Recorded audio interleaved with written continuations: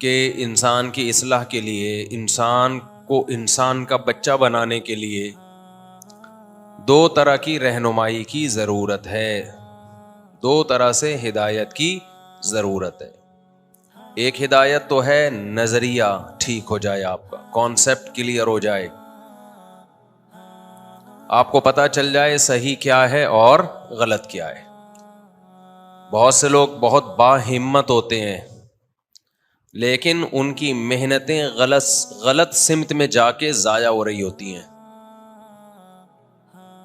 غلط سمت میں محنت ہو رہی ہے اور وہ ضائع ہو رہی ہے۔ الذین ضل سعیہم فی الحیات الدنیا، قرآن کہتے ہیں بہت سے لوگ ایسے ہیں جنہوں نے کوشش تو کی ہے لیکن ان کی کوشش دنیا میں ہی ضائع ہو رہی ہے۔ وَهُمْ يَحْسَبُونَ أَنَّهُمْ يُحْسِنُونَ صُنْعًا، حالانکہ ان کا خیال یہ ہے کہ وہ بہت اچھا کر رہے ہیں۔ تو اللہ میاں تو غلط بات نہیں کر سکتے نا بھائی، کیا خیال ہے بھائی؟ تو اس سے میں پتہ چلتا ہے کہ بہت سے لوگ اپنے خیال میں بہت اچھا کر رہے ہوتے ہیں، محنتی بھی ہوتے ہیں، باہمت بھی ہوتے ہیں، بڑی محنت اسٹرگل کر رہے ہوتے ہیں، نیت بھی ان کی ٹھیک ہوتی ہے، لیکن اللہ کہتے ہیں ان کے عمل دنیا میں بھی ضائع اور آخرت میں بھی ضائع، کوئی نیکی کوئی ثواب نہیں، سوائے ٹینشن کے کچھ بھی حاصل بولو نہیں ہوتا۔ تو اس سے صاف پتہ چلتا ہے کہ بھائی نظریہ ٹھیک ہونا بہت زیادہ ضروری ہے۔ ہمیں پتہ تو ہو کہ رخ، محنت کا جو رخ ہے وہ کس طرف ہونا چاہیے، پتہ تو ہو کہ جانا کدھر کو ہے۔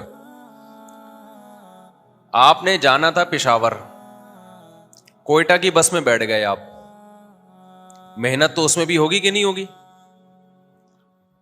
فرض کریں اب تو کوئٹہ کے روڈ بن گئے، فرض کریں روڈ بھی ٹوٹا ہوا ہو، بس بھی کھٹا رہا ہو، دھکے کھا رہے ہو۔ میں ایک دفعہ کوئٹہ سے میرانشاہ گیا ہوں بس میں، بہت پرانی بات ہے، تو 95 94 کی بات ہوگی۔ وادی بولان جو تھی نا، وادی بولان، یہاں سے بس ہماری گزر کے کوئٹہ سے میرانشاہ گئی، روڈ ووڈ نہیں تھا، کھڈے تھے، بس بھی نان ایئر کنڈیشن۔ تو مجھے یاد ہے 30 سے 36 گھنٹے کا ہم نے سفر کیا ہے، پیچھے پھٹے پہ بیٹھ کے، بس کا جو پیچھے ہوتا ہے نا سیٹ نہیں تھی، اس پہ ایک پھٹا رکھا ہوا تھا، پھٹا سمجھتے ہیں؟ پھٹا نہیں ہوتا، سیٹ ویٹ نہیں تھی، پھٹے پہ بیٹھ کے جب کوئی کھڈا آتا تو ڈرائیور کی طرف سے دو سہولتیں تھیں اس میں، وہ اسپیڈ سے بھگا رہا تھا، جیسے ہی کھڈا آتا تو جو سیٹ جس پہ ہم بیٹھے ہوئے تھے وہ سیٹ بھی نیچے اور ہم بھی نیچے، یعنی وہ ایک دم سے اچھلتی اور وہ پھٹا اٹھ کے نیچے گرتا، میں اور میرے دوست تھے ہمارے ساتھ، ہم دونوں بھی نیچے گرتے۔ یہ میں کوئی رپورٹیں پیش نہیں کر رہا، بھی موضوع کی طرف آ رہا ہوں۔ اور 3 شیشے ٹوٹے راستے میں کھڑکی کے، یعنی خود بس ہی کے 3 شیشے ٹوٹے، کسی پتھراؤ سے نہیں بلکہ ٹریولنگ سے، یعنی اتنے کھڈے آ رہے تھے کہ 3 شیشے اس کھڑکیوں کے ٹوٹ گئے، اس میں کھڈوں سے ہی ٹوٹ گئے۔ لیکن آپ مجھے ایک بات بتاؤ، اتنا ٹینشن والا سفر، ہم جب میرانشاہ پہنچے ہیں نا تو رات کو جب سوئے ہیں تو میں اور میرا دوست جو ہمارے ساتھی تھے، لوگوں نے بتایا کہ پوری رات خواب میں آپ لڑتے رہے ہو، باتیں کرتے رہے ہو، لاتیں گھماتے رہے ہو، مکے گھماتے رہے ہو۔ ہمیں تو نہیں پتا تھا کیا ہو رہا ہے، لیکن جو جاگ رہے تھے انہوں نے کہا یہ سوتے ہوئے میں بول بہت رہے تھے۔ جب بہت زیادہ تھکاوٹ ہوتی ہے نا، انسان سوتے میں بولتا ہے۔ اب آپ مجھے ایک بات بتاؤ، اتنا لمبا سفر ہم کر کے جا رہے ہیں بس میں پھٹے پہ، میں نے ٹریولنگ بہت کی ہے، میں نے ڈاٹسن کے پیچھے 24 گھنٹے کا سفر کیے، پیچھے بیٹھ کے کچے میں، سمجھتے نہیں ہو بات کو؟ ڈاٹسن کے پیچھے بیٹھ کے بغیر سیٹ کے کچے میں 24 گھنٹے کا سفر کیا ہے، دھول مٹی کھڈے کیا حال ہوا، کچے میں روڈ کے بغیر۔ نہیں آئی میرا خیال ہے بات سمجھ میں؟ تو لوگ اب ریوو دیکھ رہے ہیں، ریوو میں گھوم رہے ہیں۔ خیر، کبھی چھاؤں میں ملو تو ہم تمہیں کچھ باتیں بتائیں گے، شرط یہ کہ اکیلے میں ملو۔ خیر، تو اب ایک بات مجھے بتاؤ, ایک آدمی 30 سے 36 گھنٹے کا سفر کر کے جا رہا ہے, اتنا لمبا سفر ہے نہیں کوئٹہ سے میران شاہ کا, لیکن روڈ نہ ہونے کی وجہ سے اتنا لمبا تھا. پتا چلا جی جب ہم میران شاہ پہنچے, پتا چلا جی یہ تو میران شاہ نہیں, ہم تو بالفرض کابل پہنچ گئے ہیں, کسی اور رخ پہ ہمارا سفر تھا. تو کس قدر بڑی ٹینشن ہوگی کہ نہیں ہوگی. وہ کھڈے بھی ہم سے برداشت ہو رہے ہیں, وہ پھٹے گر رہے ہیں بس میں, اور شیشے بھی ٹوٹ رہے ہیں, لیکن ہمیں ایک چیز کی تسلی ہے کہ آج نہیں تو کل ہم اپنی منزل پہ پہنچ جائیں گے. مجھے کسی کام سے جانا تھا میران شاہ, تو آج نہیں تو کل ہم منزل پہ کیا ہوگا, ٹینشن ہے لیکن کوئی بات نہیں پہنچ جائیں گے. تو وہ ٹینشن برداشت ہو جاتی ہے. لیکن اگر یہی ایئر کنڈیشن بس کا سفر ہوتا, گدوں پہ بیٹھے ہوئے ہوتے, بہت ہی مزے کا موٹر وے پہ سفر ہو رہا ہوتا, ہم یہ سمجھتے کہ میران شاہ جا رہے ہیں, لیکن جا کہاں رہے ہوتے, ایران کی طرف رخ ہوتا یا کسی اور جگہ کی طرف رخ ہوتا. 1-2 گھنٹے کے بعد ہمیں پتہ چلتا بھائی ہماری تو سمتی کہاں ہے, جو ڈائریکشن جس میں ہمیں جانا تھا وہ تو ڈائریکشن ہے ہی نہیں, یہ تو غلط ڈائریکشن پہ گاڑی چل پڑی ہے. ایک منٹ سفر کا انسان کو کھلنے لگتا ہے کہ یار یہ کیا ہو رہا ہے میرے ساتھ. میں سمجھا پا رہا ہوں اپنی بات ہے بھائی. تو ہمارے ہاں بہت سے لوگ محنت کر رہے ہیں لیکن ان کی ڈائریکشن صحیح نہیں ہے, ان کو منزل کا ہی نہیں پتا, ان کے کانسیپٹ کلیئر نہیں ہے کہ جانا کدھر ہے. کچھ لوگوں نے دولت کو اصل بنا لیا کہ پیسہ کمانا ہے, محنت کر رہے ہیں صبح و شام, پیسہ کمانے کی کوشش میں لگے ہوئے, ضرور کمائیں, لیکن اصل منزل انہوں نے کس کو بنا لیا, پیسہ کمانے کو. جب پیسہ کما لوگے, آ جائے گا پیسہ, کچھ دن عیاشی ہوگی, اس کے بعد آپ کو پتا چلے گا کہ بھائی میں نے اپنی زندگی ایک ایسی چیز میں کھپائی ہے جس میں مجھے کھپانی نہیں چاہیے تھی. اصل ہدف مجھے کچھ اور بنانا چاہیے. پیسہ ضرور کماتا میں, لیکن اصل ہدف میں نے بنا کے اس کو کیا کر دیا میرے بھائی, غلط کر دیا. میں آپ کو ایسے پیسے والے ملاؤں گا, دبا کے نوٹ چھاپے انہوں نے. اس کے بعد جب 40-50 سال سے اوپر ان کی عمر ہوتی ہے, 50 سال سے اوپر, بوکھلاہٹ کا شکار, ٹینشن, اسٹریس, خودکشی کے خیالات, بہت سارے مسائل ان کے ساتھ کھڑے ہو جاتے ہیں. پیسہ بہت ہوتا ہے عیاشی کے لیے, جسم میں طاقت بولو نہیں ہوتی. ان کی مثال ہوتی ہے کہ بادام تھے تو جب دانت تھے تو بادام کھانے کے پیسے نہیں تھے, جب بادام آئے تو منہ میں کھانے کے لیے دانت نہیں ہے. یہ حالت ہو جاتی ہے ان کی. پیسہ کمانا منع تھوڑی ہے بھائی, پیسہ ہدف ہونا ہی نہیں چاہیے. اور جو پیسے کو ہدف بناتا ہے اس کے دل میں دنیا کی محبت پیدا ہوتی ہے. سب سے بڑا مسئلہ یہ ہے, ہوس پیدا ہو جاتی ہے. یہ ہوس اس کو اندر سے کیا کرتی ہے, نوچ نوچ کے کھاتی ہے. یہ ہوس اس کو کیا کرتی ہے, اندر سے نوچتی ہے, اس کو کھانے کی کوشش کرتی ہے. ہر وقت کی ایک ٹینشن چھن نہ جائے, ختم نہ ہو جائے. میں مروں گا تو اتنی دولت کا کیا ہوگا.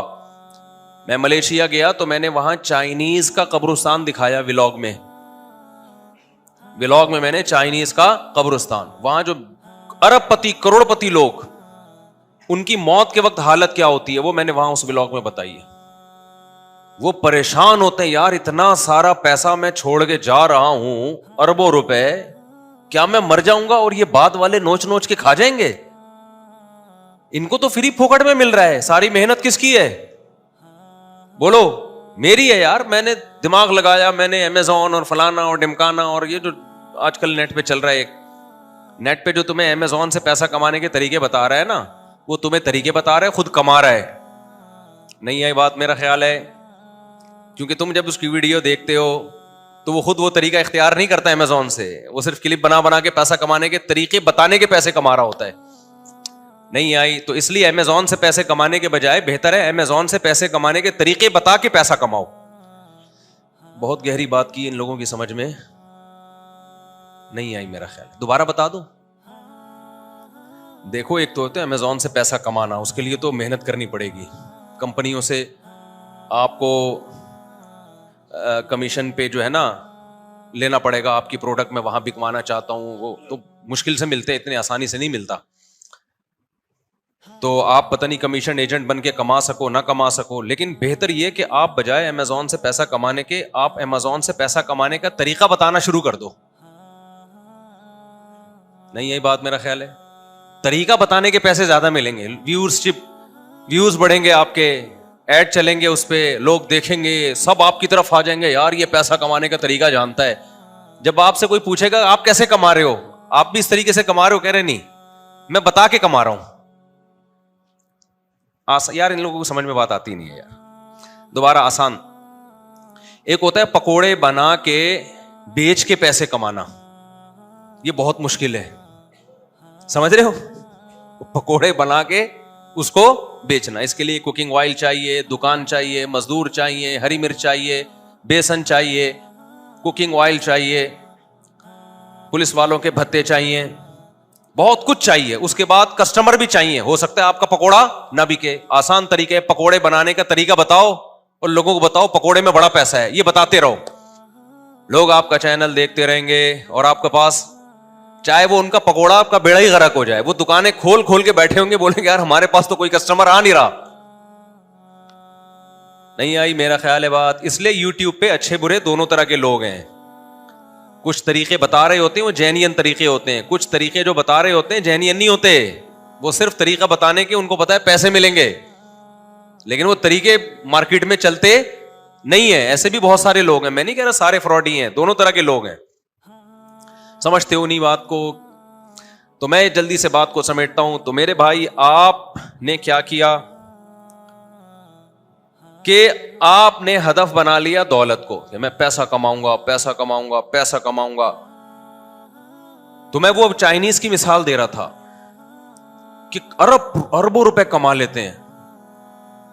موت تو ایک حقیقت ہے نا بھائی، اس سے کوئی جان چھڑا سکتا ہے؟ ایسے سیکنڈوں میں انسان مرتا ہے پتہ ہی نہیں. کتنے ہی نسخے استعمال کر رہو بھائی صحت کے، اینٹی ایجنگ چیزیں کھا لو، بادام کھا لو، اخروٹ کھا لو، دیسی گھی کھا لو، تو کیا آپ بچ جاؤ گے؟ بیٹھے بیٹھے مر جاتا ہے آدمی. موت کے بعض اسباب ایسے ہیں جو ڈاکٹروں کو بھی پتا نہیں ہے. ڈاکٹر خود اعتراف کرتے ہیں بھائی بیٹھے بیٹھے بھی بندہ مر سکتا ہے. میرے پاس ایک ہارٹ اسپیشلسٹ آئے ملنے کے لیے، میں نے ان سے ہارٹ کے بارے میں معلومات لینا شروع کر دی. انہوں نے بتایا جی ایسے ہوتا ہے، یوں ہوتا ہے، جب ہم پراٹھے زیادہ پھوڑتے ہیں تو چربی بننا شروع ہو جاتی ہے، کولیسٹرول بننا شروع ہو جاتا ہے، رگیں تنگ ہوتی ہیں، وغیرہ وغیرہ. میں نے کہا اگر انسان احتیاط برتنا شروع کر دے تو کیا کبھی بھی ہارٹ اٹیک نہیں ہوگا؟ جاگنگ بھی کرے، جم بھی جائے، کھائے کم، میٹھا چھوڑ دے، آئل چھوڑ دے، زبردست چھچڑی اور ان چیزوں پہ آ جائے، تو کیا آپ گارنٹی ہے کہ ہارٹ اٹیک نہیں ہوگا؟ ڈاکٹر صاحب نے کہا کوئی گارنٹی بولو نہیں ہے. میں نے کہا پھر کیا فائدہ؟ انہوں نے کہا چانس کم ہو جائیں گے، چانس ہارٹ اٹیک کے کم ہو جائیں گے، لیکن زیرو بولو نہیں ہوں گے. میں نے کہا کیوں زیرو نہیں ہوں گے بھائی، جب اس کے کولیسٹرول بھی نہیں بن رہا، رگیں بھی کھلی ہوئی ہیں، کیا خیال ہے بھائی جان؟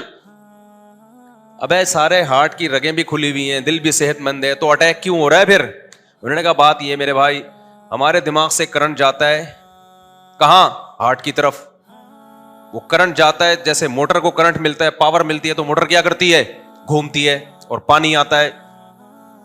تو ایسے ہی ہمارے دماغ سے کرنٹ جاتا ہے ہارٹ کی طرف. وہ کرنٹ جب جاتا ہے تو ہارٹ کیا کرتا ہے؟ چلتا ہے. بعض دفعہ وہ کرنٹ جاتا ہی نہیں ہے، جیسے فیوز اڑ گیا نا بندے کا. ابے آپ نے پاور لگائی اور کرنٹ آیا، موٹر چلی، موٹر گھومے گی، آگے پائپ میں کائیاں ہیں تو پائپ پھٹ جائے گا نا، پائپ کے سوراخ ہی تنگ ہو گیا، آگے جگہ ہی نہیں ہے تو موٹر جل جائے گی. تو دل بھی ایسے ہی کرتا ہے، رگوں میں جب تنگی پیدا ہو جاتی ہے، آگے خون کو پمپنگ کے لیے جگہ نہیں ملتی، تو وہ خون واپس ریورس مارتا ہے اور دل کیا ہو جاتا ہے؟ دل میں درد ہوتا ہے، جو بھی ہوتا ہے وہ اللہ ہی جانے. لیکن بعض دفعہ کیا ہوتا ہے بھائی، لائٹ ہی چلی گئی، موٹر آپ نے ریپیئر کروائی، موٹر کی سروس کروا دی آپ نے، پائپ نیا والا لا کے ڈال دیا، سب کچھ کر دیا، پیچھے سے لائٹ کیا ہو گئی؟ ہمارے ہاں تو یہ ہوتا رہتا ہے. یعنی یہ مثال تو ہمارے ہاں KESC والے پیچھے سے بٹن کیا کر دیتے ہیں؟ بند کر دیتے ہیں. تو موٹر صحیح ہونے کے باوجود بھی پانی آتا ہے پھر اس میں. تو دل کے ساتھ بھی ایسا ہوتا ہے. بعض دفعہ کیا ہوتا ہے، یہ انگریزوں کے ساتھ بھی ہوتا ہے. آپ نے بڑے بڑے فٹ بالر دیکھے ہوں گے، ایسی ویڈیوز یوٹیوب پہ پڑی ہوئی ہیں, فٹ بال کھیل رہا ہے, فٹ بال کھیلنے والے کا دل کتنا صحت مند ہوتا ہے پتا ہے آپ کو؟ کمزور دل والا فٹ بال نہیں کھیل سکتا. اگر کمزور دل والا فٹ بال کھیلے تو وہ فٹ بال بن جائے گا. کمزور دل والا کھیل ہی نہیں سکتا فٹ بال, اتنا ٹف کھیل ہے. لیکن آپ نے فٹ بالرز کو دیکھا ہوگا میدان میں کھڑے کھڑے ہارٹ اٹیک سے گر کے مر جاتے ہیں, دیکھا کہ نہیں دیکھا؟ تو بھائی کیا ہے کہ وہ جو دماغ سے کرنٹ آ رہا ہے وہ تھوڑی دیر کے لیے کیا ہو گیا, ڈسکنیکٹ. اللہ میاں نے کیا کر دیا اوپر سے, اللہ میاں کا بھائی تو ایک ادارہ ہے نا جو الیکٹریسٹی پرووائڈ کرتا ہے, بجلی دیتا ہے ہمیں, وہ اوپر سے اللہ میاں نے کیا کر دیا, سوئچ آف. بیٹھے بیٹھے بندہ کلٹی. بڑی صحت مند غذائیں کھا رہا تھا, روزانہ لہسن پھانک رہا تھا, صحیح ہے نا, لیکن کیا ہو گیا, کلٹی بولنے میں کچھ جا رہا ہے کہ آپ کلٹی نہیں ہوگے اس طرح کہنے سے. جب کلٹی ہونا ہوگا نا خود ہی ہو جاؤ گے, ڈرو مت. موت سے ڈرے نا تو پہلے مر جاؤ گے, تیار رہو مرنے کے لیے. کسی بھی وقت کوئی بھی کسی ٹائم پہ مارکیٹ سے شارٹ ہو سکتا ہے. یہ دماغ سے نکال دو کہ میں نہیں مروں گا جلدی. دنیا میں سب سے بڑا بیوقوف وہ ہے جو یہ سمجھتا ہے کہ یہ بیوقوف تھے جو مر کے چلے گئے قبرستان میں بھرے ہوئے ہیں, میں تو اپنا ٹائم پورا کر کے جاؤں گا. ایسا نہیں ہوتا. تو اب میں آپ کو چند ایک مثالیں دیتا ہوں ڈاکٹروں کی, جس سے آپ کو پتا چلے گا کہ بھائی ہم کس چیز سے دل لگا رہے ہیں, کتنے بڑے بیوقوف ہیں ہم لوگ. کانسیپٹ ہی کلیئر نہیں ہے ہمارے. تو ڈاکٹروں کی مثالیں اس لیے دے رہا ہوں کہ قرآن و سنت کی مثالیں تو سنتے رہتے ہیں نا, ان پہ تو یقین نہیں آتا. اس میں ڈاکٹروں کی مثالیں دے رہا ہوں. تو ہارٹ اسپیشلسٹ ڈاکٹر ایک نہیں کئی ڈاکٹروں سے پوچھا ہے, کہتے ہیں بھائی بغیر کسی وجہ کے بھی ہارٹ اٹیک ہو سکتا ہے. بیٹھے بیٹھے ٹیں, کوئی وجہ نہیں ہے, ایکسرسائز بھی کر رہے ہو, جم بھی جا رہے ہو, ساری صحت مند خوراکیں, پھر بھی مر سکتا ہے آدمی. لیکن چانس کم ہوتا ہے مگر ہوتا ہے, ختم نہیں ہوتا چانس. دوسرا بڑی بیماری کیا ہے, شوگر ہے کہ نہیں ہے؟ شوگر سے بھی لوگ مرتے ہیں, گردے بیٹھ جاتے ہیں, بینائی چلی جاتی ہے, دماغ خراب ہو جاتا ہے, پتہ نہیں کیا کیا ہوتا ہے. شوگر تو ہر جگہ جا کے اٹیک کرتی ہے. گردے گئے تو ڈائلسس پہ آ گئے, ڈاکٹر خود بتا دیتے ہیں اتنے دن تک آپ کی زندگی ہے. اب شوگر کے لیے کتنے سارے شوگر اسپیشلسٹ جو ہے نا بڑے بڑے, ان سے میں نے رابطے کیے. میں نے کہا بھائی شوگر سے کیسے بچا جا سکتا ہے؟ انہوں نے کہا ویٹ نہیں بڑھنے دو, یہ کرو, وہی جو صحت مند خوراکیں اور بادام پستے اور اخروٹ اور آرگینک چیزیں, سارے ڈاکٹر یہی بتاتے ہیں, بھاگو دوڑو ایکسرسائز کرو.